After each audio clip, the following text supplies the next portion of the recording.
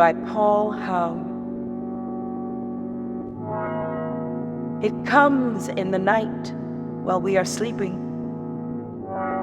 and in the morning the thick flakes fall like a miracle of manna. Snow is a bit like God,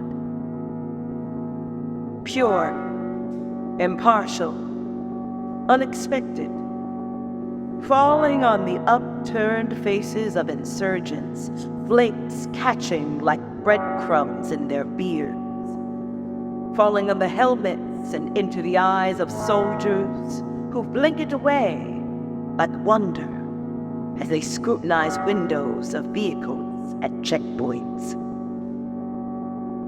falling on marbled legs of lamb, those primitive clubs of meat that hang from hooks in front of butchers' shops.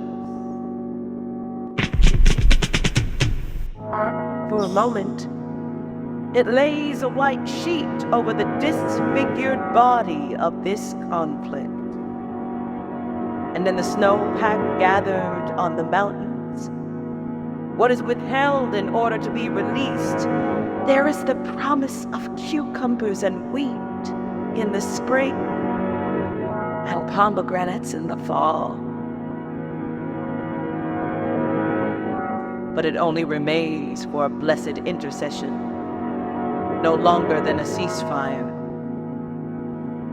Soon the snow will be scored with the tracks of helixes and personal carriers, turning what was possible into a slush of disappointment.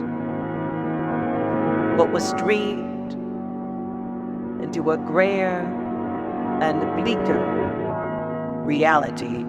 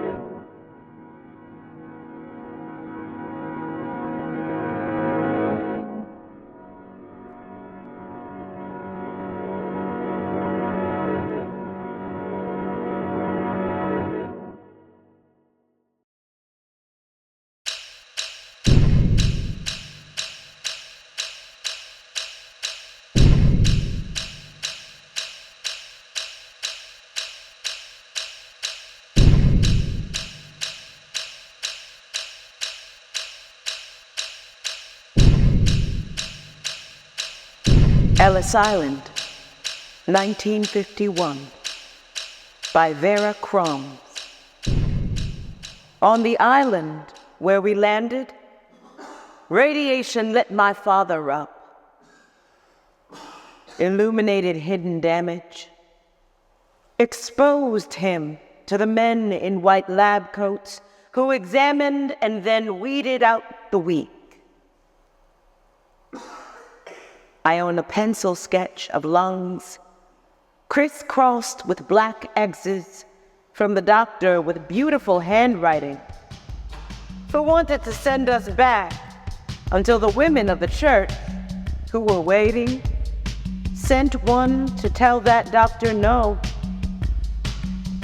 Amid congregation hand-me-downs, the crops and cutlery, picture books with missing sheets, a suit for my father, the crib in which I slept till I was 6.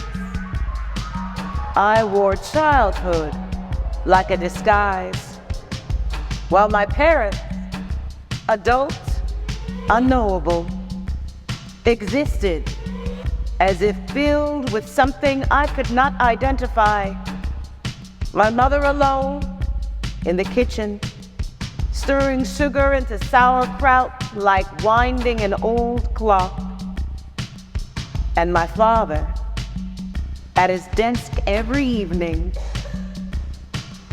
the door to the study locked to everyone but Brahms.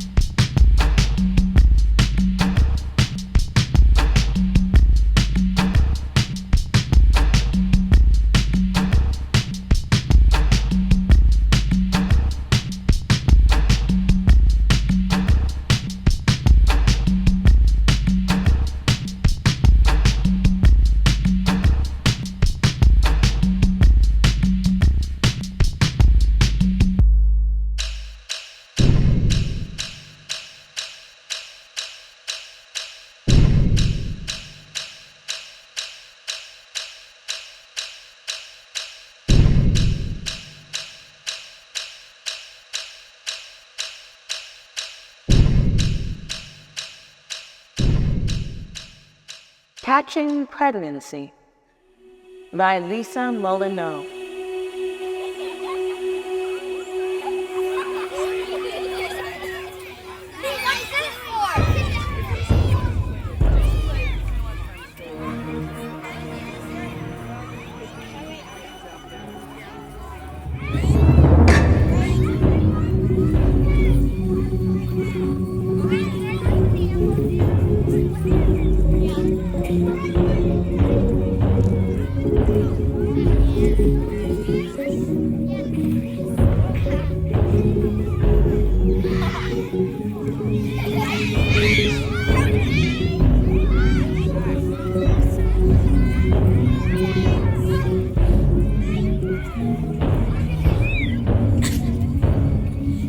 In 9th grade, we read The Scarlet Letter.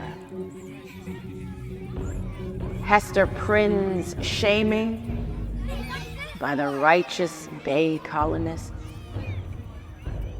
And every day we ate lunch, our own Hester Prynne sat alone, her stomach noticeable under a loose dress or heavy sweater that stretched to her knees. Sometimes she read a book, listening to music. It was as if you got too close, you might catch pregnancy. Whatever she read, I hope it wasn't the Book of Shame. That she graduated, got a PhD, became the first female United Nations Secretary General, the first to discover a new gene, the first to conduct her own opera at La Scala. But will she ever forgive us?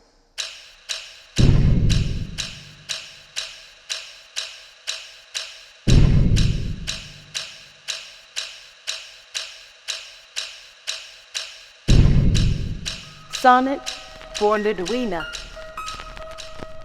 patron saint of MS, by Ali Terzian Zaytunian.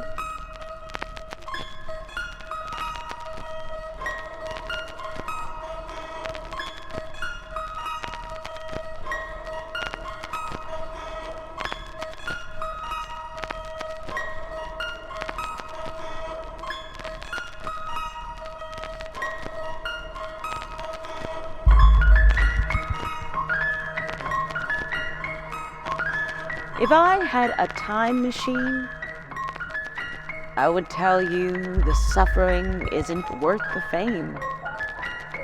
The way they exalt your name, light candles, set the church rafters ablaze. I would tell you to walk into the river after the first knee buckle, foot drag, retinal spot. I would walk beside you, gathering stones, then sink us until the cool river floor absorbed our weight. And there, Lidwina, we would be free of it.